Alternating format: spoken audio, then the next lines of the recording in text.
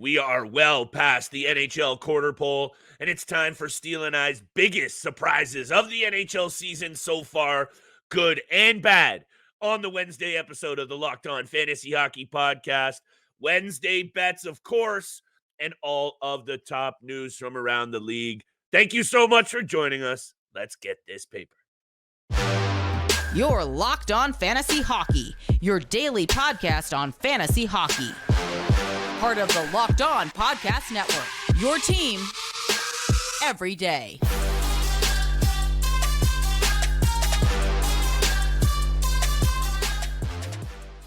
Welcome back inside the lab, everyone, to your daily source for fantasy hockey news. It's the Locked On Fantasy Hockey Podcast, and I am joined, as always, by my esteemed co-host, Mr. Steele Roden. And on this side of the microphone, it's your boy, Big Flip Livingstone. And sincere props, shout-outs, and thanks for making us your first listen every single day. We see and appreciate y'all, and we are doing it for y'all and yours fantasy team success. So make sure you smash that subscribe button and drop us a 5-star review wherever you're listening to the podcast. Today's episode is brought to you by Game Time. Download the Game Time app, create an account, and use promo code LOCKEDONNHL for $20 off your first purchase. Still, we're moving in a bit of slow-mo today. That's because we're trying to stay up to date on all of this fantasy hockey news. But we are past the quarter pole officially now. All teams playing 25 games or more, maybe not the Ottawa Senators for whatever reason they've been behind. But anyway, NHL GMs know what they're working with, and we now know kind of what we're working with a little bit, what's going on the ice. There's been some surprises, to say the least, both good and bad. Brock Boeser, the Canucks, Flyers, Matty Beniers, the Kraken, Alex Ovechkin, no shortage of good and bad storylines to cover. I'm going to cover some. You're going to cover some. We're going to highlight some fantasy news. And, of course, Wednesday's Big Time Bets. Stay tuned for Thursday's episode where I'll be covering all of the latest injury updates that you'll need to know. So we'll cover that on tomorrow's episode. But, my friends, let's get to it. Steele, over to you, brother. Biggest surprises so far. You and I have a couple of the same ones here. So let's keep today short and sweet. You know, I love saying that these days. It never actually works out that way. But let's hear what you got. I'm excited. Big surprises. Let's hear it. Yeah, I've got 3 people or teams I want to talk about, good, bad, and the ugly. And let's start off with the good. That's Brock Boeser of the Vancouver Canucks. He's been absolutely stellar this entire season so far. 18 goals, 32 points in 28 games. And it's been very surprising in a good way to see the success of Brock Boeser so far this season, because throughout his entire career, no matter if he misses a certain amount of games or plays close to 82, he's always been a consistent 55 point player every single season in the 8 years he's been in the NHL, or 7 years because he only played 9 games in 2016, 2017. But he's been on fire this year, and he's been doing it all over the ice, especially in the offensive zone. On the power play, he's got 8 power play goals. He continues to shoot the puck, 73 shots on net. He's shooting at a 24.7 shooting percentage right now for the Vancouver Canucks. And this is why, one of the reasons why they've been so successful so far this season. Every single player, obviously the guys that they've had on the team for the last couple of seasons, but even the guys that they've brought in this offseason, Sam Lafferty, Niels Höglander, who's been brought up, back and forth over the couple of seasons. He's been a great addition so far this year. All the people on the blue line that are helping, Quinn Hughes as well, Philip Hronek, we've talked about a lot so far on this podcast over the last 2 months. He's been very significant part, obviously getting back Thatcher Demko to his true form, and a competent backup goaltender in Casey DeSmith, who can come in and get some wins for the Vancouver Canucks as well. But you got to show credit to Brock Boeser, because he's been very surprising in a great way so far for the Canucks this season. Gotta be on the list, and I think he goes hand in hand. I've copped out a couple of ways here, Steele, because some of my disappointments and my surprises, good and bad, I should say, it involves the team and a player, and I think that kind of makes sense. So for me, I literally read at the top of my list for good surprises, Canucks and Boeser. Canucks have scored 7 more goals than the next closest team in the NHL to lead the league at 107 over teams like the Avalanche, Lightning, Kings, Stars, Devils, and others. If anyone predicted that, let alone their success, I need to know what they're drinking, smoking, or tapping into, because predicting that would have been really, really impressive. So shout out to the Canucks. Shout out to Brock Boeser. And here's my take on this. When I started covering the NHL professionally, Steele, watching Brock Boeser shoot the puck when he was 20 years old, I was ready to say that this guy could score 300-400 goals in the NHL. He had wicked release, lethal speed on his shot, and that's the kind of shot that you don't have to have much the rest of your game going, and you can still be effective, both fantasy and otherwise. And he was the victim of injuries, inconsistent play, perhaps, of the inability to stay in the lineup. And we know he had his father pass at a very poignant time in his life. There was some of that personal drama. He was dealing with mental health problems. All of those seem to have been rectified. You mentioned it. It's great to see. He seems like a good dude. Not like that matters anyhow in fantasy. The Vancouver Canucks, though, pretty impressive so far this season, sitting right there alive in that Pacific Division. Definitely a surprise steal, but if you're okay with it, I'm going to talk about one of my surprises, since you covered one of them as well, in this Philadelphia Flyers squad. I wrote a little bit about this today for Dauber Hockey. I mentioned it yesterday. They're one of the best road team in the league. So this is how I preamble this deal. Most winning teams in the NHL, Stanley Cup-wise, have a few distinguishing characteristics. And no, I'm not saying the Philadelphia Flyers are going to be winning a cup this year or even the next couple, but they are very much pointed in the right direction. And here's why.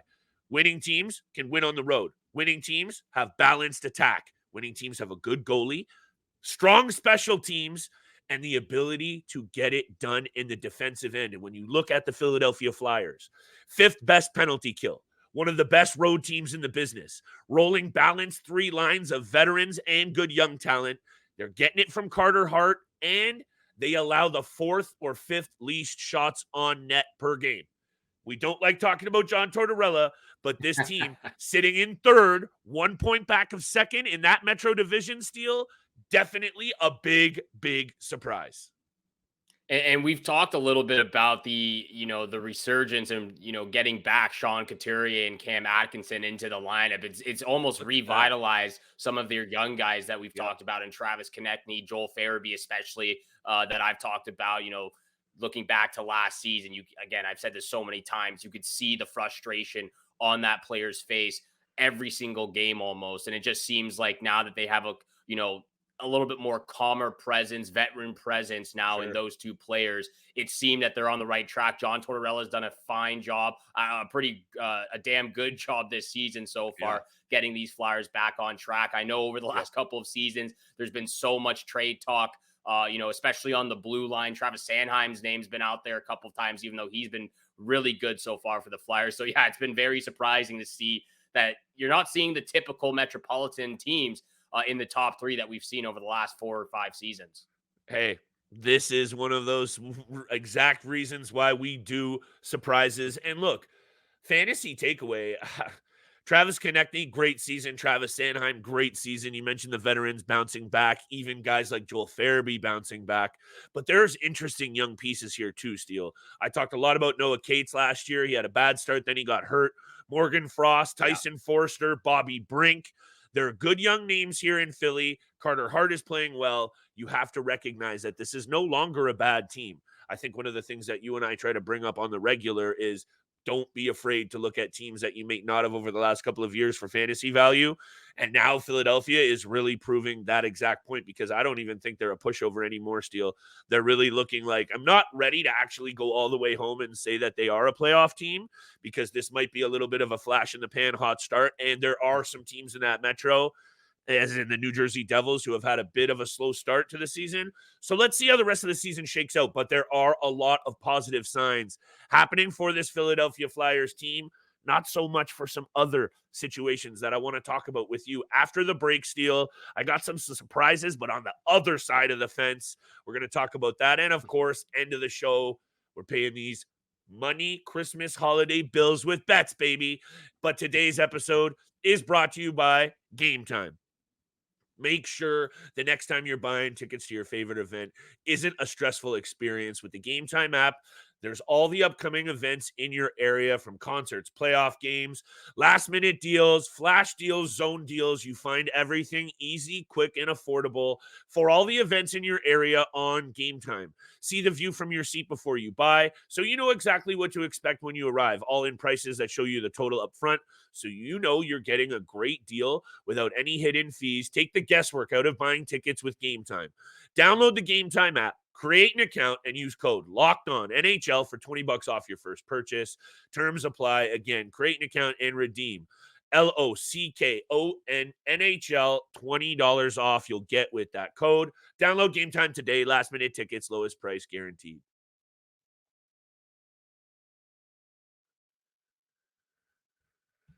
And thank you so much for making the Locked On Fantasy Hockey Podcast your first listen every single day. Big news from Locked On. They've launched the first ever national sports 24/7 streaming channel. I know, 24/7. They're here for you 24/7, covering the top sports stories of the day with local experts from Locked On, plus the national shows covering every single league. So make sure you go to Locked On today, Sports Day on YouTube, and subscribe to the first ever national sports 24/7 streaming channel. And thank you so much for making the Locked On Fantasy Hockey Podcast your first listen every single day. Continue to hit the subscribe, leave a follow, and a 5-star review. We really do appreciate all that love and support you show us. And I'm going to show some support to this player, because he's going to need some right now this holiday season. Yeah. And I'm just going to move right down one spot in that Metropolitan Division to the Washington Capitals. And I want to talk about Alex Ovechkin, because this is not the Alex Ovechkin, the grade 8 that we've known for so many years now. And it's honestly just been very disappointing to see the production that he's put up so far this year. 5 goals, 16 points in 25 games, actually still leads the Washington Capitals in points so far this year. But he's got a shooting percentage of 5.6 so far, an all-time career low for him. But he's still shooting the puck. He's still a Banger League beauty. He brings the hits. He's got 45 hits. He gets penalty minutes. He shoots the puck, but he's not scoring. And that's it. That's his go-to, that he's a goal scorer. He's been one of the most prolific, if not the most prolific goal scorer in the NHL all time. And I know he's still chasing Wayne Gretzky for the all-time goal leader, but still, we talked about that at length.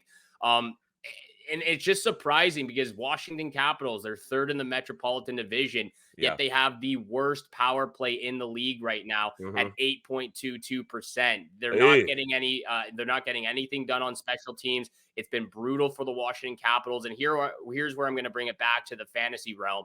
His average draft position says 44.6, which is the 4th round, which I don't even know if I want to believe that, because in all of the leagues I'm in this season, he's been taken 25th or earlier in the draft. So I don't know if I believe that, but let's go with that. But even so, even if he was taken in those, from 20th to 45th in that realm, he's barely cracking the top 150 players for fantasy points this season, even with all the peripherals that he's bringing. And that's why I'm so high. To use an example in JT Miller again, that's why I'm so high on JT Miller right now, because he fills all of those peripherals and brings it on the power play and gets the goals and gets the assists and gets the Banger League penalty minutes.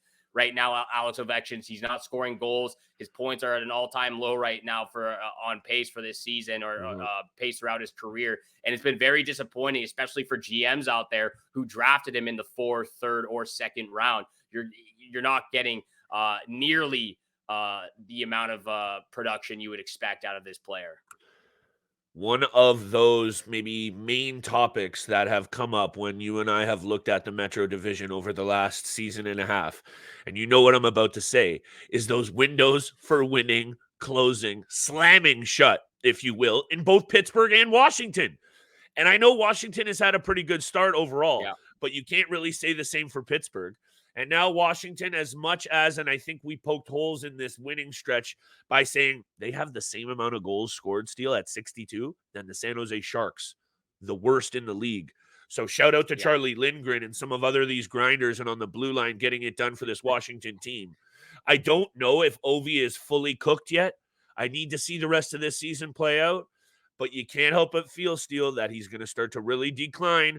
Also, and I know Nick Backstrom wasn't the same Nick Backstrom over the last 2 or 3 years of Backstrom of old. This was his boy on and off the ice. That was his guy in terms of chemistry and feeding him the puck. And I know they had been split up a lot over the last couple of years, and Backstrom had injuries, whatever. Having him out of the lineup, having the rest of this core age, and then when you look at what's in the mix in the top 9 in Washington, it's not pretty, and you have to then rely on a guy like Charlie Lindgren because your supposed number 1 Darcy Kemper can't get it done. I don't even know how this team has as many wins as they do.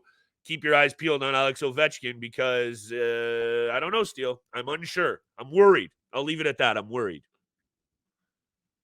Yeah, I'm very worried about Alex Ovechkin for anyone who has him right now. Maybe this could be a good time to buy at a low price for a guy like Alex Ovechkin, who does bring, like I said, the other peripheral stats right now and hits, shots, penalty minutes, and so on and so forth. And I know moving on, let's move on to this last team, or last team for myself, but I know we both want to talk about this Seattle Kraken team. So I want to hear from you first, because I was just rambling at the mouth about Ovi, but this Seattle Kraken team has been very, very bad, especially from what we saw last year. Yeah, and speaking of scoring, a lot of the games last year, I think recently Martin Jones has been in the conversation a little bit for being able to put up a lot of wins last year, yet having really bad numbers because this Kraken team was bailing him out and scoring a lot of goals. The numbers are down on the power play. Overall, they only have 73. That's 6th most in the league, right near the bottom. So this Seattle Kraken team is underachieving, and that has to go with my other disappointment so far. One of my biggest disappointments is Matty Beniers. And I get it. 13 points in 29 games isn't exactly horrible, and it's not his fault that they gave him the Rookie of the Year award, the Calder Trophy, but that's the standard I'm going to hold you to when you win that trophy. And I understand that he is still, 21 years old? 21 years old, Steele. Just turned 21 as well. And he only has 119 games in the NHL, in which he scored nearly 80 points. So I'm not saying write him off. I'm not saying he's like a drop player, although I know a lot of people have. Keeper Dynasty, still very relevant, and in a lot of leagues, still relevant, and the team has underperformed. He's on the list for biggest disappointments when you're coming off nearly a 60-point season last year. You got the Calder. You got your team into the playoffs. They had a really good year last year. The team's not scoring. The team's underachieving, and a bit of that has to do with Matty Beniers, and it's reflected in his offensive and fantasy production so far. Yeah, it has. And I'm going to talk more on a basis of the team overall, but Matty Beniers has been a very disappointing and significant part for why this team's been playing so poor. They've lost 8 games in a row over the last 3 weeks, going back to late November. They're 28th in the league for goals for, 29th in the league for goals against. They are dealing with a ton of injuries, so I'll give that. I'll mention that real quick because Andre Burakovsky's been out pretty much the entire season. Jaden Schwartz, who was playing really good for the first month of the year, he's on the IR. Philip Grubauer is on the IR. Justin Schultz is day-to-day. They've dealt with some significant injuries to certain players. I know Jared McCann's missed a little bit of, a couple of games with injury as well. But especially going back to Matty Beniers, the pressure seems to be getting to Beniers a lot this season because, we've talked about, he's one of the youngest guys on the team. He's 21 years old. He's the top center right now. He's the top forward playing the most amount getting the most amount of average ice time every single game, I believe at 18 and a half, 19 minutes a game at 21 years old. The pressure seems to be getting to him. He's only got 4 goals this season. He's a -20, a team worst. And looking at the Seattle Kraken overall, this is their third season in the league. You go back to the first year they were just 3 years ago. We didn't expect much out of them. They finished 27, 49, and 6, pretty much bottom of the barrel that season. And then compared their first year to their second year where they finished 46, 28, and 8. They went toe-to-toe with at the time, the defending champion Colorado Avalanche, beat them in a 7-game series, and then again toe-to-toe against the Dallas Stars where they lost in a 7-game series. A really good Stars team. Big expectations for really good Stars team. So there were some big expectations for the Seattle Kraken coming into the season. I can't speak for everyone, but I can speak on myself. I had big expectations on this team, and right now they are just letting me down very significantly. I couldn't be more disappointed on how this team has played. And like I said, they've had a couple of injuries to some key players, but that shouldn't be That shouldn't be the most prominent, feature of why they're losing these games right now. We've seen a few teams this season in the Edmonton Oilers, Minnesota Wild, who have gone on significant losing streaks, even go to last year with the New York Islanders. They've lost, 8, or the Flyers, I believe it was. They lost 8 games twice in a season. This is something that a team cannot go through if they want to be a playoff caliber team. And right now, the Seattle Kraken aren't. Joey Decord and Chris Traeger in net. Not going to get it done either, Steele. So, hey, we'll see what happens with this Kraken team. So far, disappointing for sure, and that's a surprise for me. Both Beniers and the team overall. Not a surprise. Steele's looking fire with a new haircut. We're back in a big way. I got one more surprise, and it is on the disappointing side. Let's talk about it right after the break with Big Time Bets, and we'll wrap this bad boy up with a little holiday bow. Holiday special with the Big Time Bets. This episode is brought to you by the Sleeper app. A new NHL season brings all sorts of possibilities. Nathan McKinnon could score 50 goals. The New York Rangers could hoist the Stanley Cup, and you could win big by playing daily fantasy hockey on Sleeper, the official daily fantasy app of the Locked On NHL Network. Sleeper is our #1 choice for daily fantasy sports, and especially daily fantasy hockey, because with Sleeper, you can win 100 times your cash in daily fantasy hockey contests. Fans can also play daily fantasy NFL, NBA, MLB, CFB on the Sleeper app. And we love that group chat, team chat functionality in the app, chirping each other, messing with each other's picks. We love the banter, and we love seeing everybody win out there. And entries can be made in under a minute. All you have to do is pick on studs like McDavid, Ovechkin, Crosby, McKinnon, Matthews, Hellebuck, if they would record more or less on their Sleeper projections for things like goals, assists, saves, plus minus, and more on the app.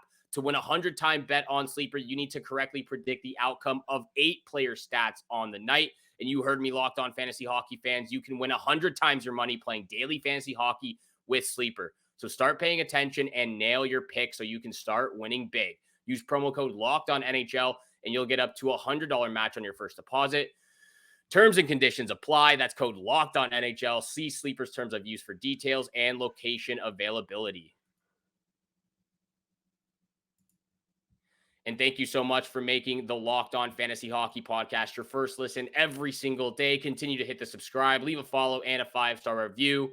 And we appreciate all that love and support you show us every single day. We're gonna get to Big Time Bets very, very quickly. But one last surprising, disappointing player or team that Flip wants to talk about. It's gotta be Steele, the Ottawa Senators. We can't talk about disappointments and big surprises.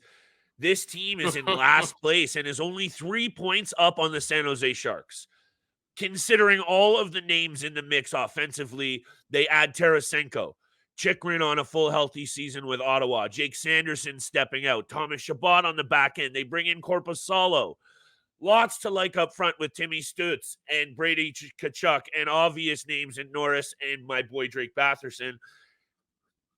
Norris has been disappointing as well, Steele. Big surprise for me. Yeah. But this team, sitting where they are, I understand the game. Like, what are the games in hand? Because that was a bit of an interesting one. They played 22 games. They've got like 5 games, 6 games in hand. 7 games in hand on the Buffalo Sabres, who have played 29. So maybe we need to remember that a little bit. But considering they are at the bottom of the Atlantic and near the bottom of the entire league with teams like the Blue Jackets, Blackhawks, and San Jose Sharks, I think that's all that needs to be said about this. And I looked into their numbers. I don't really understand how they're losing so many games because I really don't think they've been overall that bad. The goaltending has been an issue. They've had some bad injuries to key pieces. The blue line's been banged up, so maybe it's been those. But I just had to come on here. One, it makes me feel good to say that it's a big surprise and that they've been disappointing, Steele. So we're going to get that off the chest right now. But it's a fact, and it's been a surprise. So that's how it is. Yeah, I'm not sure how the Locked On Sens boys are going to take that one, but they have been very disappointing this year. Below 500 team, barely a 500 team, but like you said, they've got 5, 6, 7 games in hand on teams in their division and in their conference. So let's see them climb up the board first, and see where they're at in the new year, at the start of the new year. But let's get over to Big Time Bets, where the money is made. Many games on for Wednesday night. I've got 3 picks, a lock of the night. Flip's got 3 picks and a lock of the night. Flip, would you like me to rattle off a few of my picks, or would you like to start us off? Hit me with all three because I got a same game parlay for Wednesday's action. Only 5 games on the slate. By the way, we've had some recent comment on the YouTube channel getting chirped for not knowing that Samuel Urson was going to be in net last night ahead of goalies being announced. And we record early, my friends. So make sure you're double checking who's in net. Sorry that we said it was Carter Hart. Samuel Urson goes in. This is what happens when you record a day early, but we appreciate the feedback, but stay up. Go ahead, Steele. 3 picks on the parlay for tonight. First pick. Gotta go with my boys that I've been very, very high on, that I talked about them a few episodes ago. They've been playing great. They're closing out games now. They're scoring more goals. I'm starting with those New York Islanders on the money line against the Anaheim Ducks, who have been very bad over the last, stretch of games, 2 weeks even. Islanders on the money line. They're 7-2-1 in their last 10 games. They've been hot. They're at home. They won against the Maple Leafs the other day. They're going to continue to keep the ball rolling against those Anaheim Ducks. So first pick, Islanders money line. Second pick, the LA Kings get back home after a tough road stretch. They hadn't lost any games, and then they lose to the Islanders. They lose to the Rangers. They get back home. They're playing those Winnipeg Jets, who could be will be without Kyle Connor. I'm going to take the Kings on the money line at home against those Winnipeg Jets. And then the final pick of the night, I'm going to take the Sabres and Avalanche over 6.5. This one's a little bit of a coin toss. Looking at their last 10 matchups, they've 5 games have gone over the number, 5 games have gone under the number. So it's a little bit of a coin toss. But look, I watched that Avalanche Flames game the other day. There were goals coming left, right, and center. It seemed like every 30 seconds. I think I can expect a little bit more from the Avalanche and Sabres in this contest. So I'm going to take the over 6.5. But the lock of the night is the Islanders on the money line against the Ducks. I'm unsure if you saw it. Speaking about that Colorado-Calgary game, I'm sure if you saw the comments from Mikko Rantanen after the game, Steele, about they were asking why he looked a little bit funny. Did you see that? Apparently one of the dads, apparently one of the Finnish dads. I think it was Arturi Lehkonen. Okay, was apparently chirping him. No, I don't know who it was. Somebody was chirping him. It was Arturi Lehkonen's dad. It was Arturi Lehkonen's dad. Well, he's fired up, and that Colorado team, I think, has awoken now after 2 bad games, losing against Philly and Winnipeg. They've been up and down over the last 10 or 12 games, but I got a same game parlay here still because I did find tonight's board a little bit tricky to navigate. So I'm going to keep it short, sweet, and simple.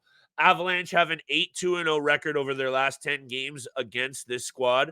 I'm loving this spot for the Avs at home. Look, the odds aren't great. That's why I'm doing a same game parlay. This also feels like an over, and I know the head-to-head numbers are only 5-5. Both of these teams score a lot of goals, and right now, actually, seemingly both allow a lot of goals. I know Avalanche's offense has struggled. Anyhow, over feels like the move. I really like it. Makar, anytime point. My goodness, Cale Makar. I almost went, if it's 1.5 Steele, because he had 2 in his last game. Sometimes the recent game performance affects those lines. I'd be okay shifting over to anytime assist. 8 goals, 28 assists for 36 points this year. Cale Makar is one of those players, right along with McDavid and Crosby, that seemingly hit on player props for me all the time. Not a tangible thing for success, but I like Cale Makar in this spot. That is the same game parlay, and if it had to be a lock of the night, it would be the Avalanche on the money line. I like the same game parlay. I like the fact that we're both taking the over because that makes me a lot more confident heading into Wednesday's game. Thank you so much for making the Locked On Fantasy Hockey Podcast your first listen every single day. And again, go check out Locked On. They've launched the first ever national sports 24/7 streaming channel on YouTube. They're here for you 24/7 with local experts of Locked On, plus covering the national shows in every single league. So go to Locked On Sports Today on YouTube and subscribe to the first ever national sports 24/7 streaming channel. Thank you again so much for tuning in for today's episode with Flip and I. Have a great day. Good luck with all your bets out there, and we shall see you back here again tomorrow. Peace.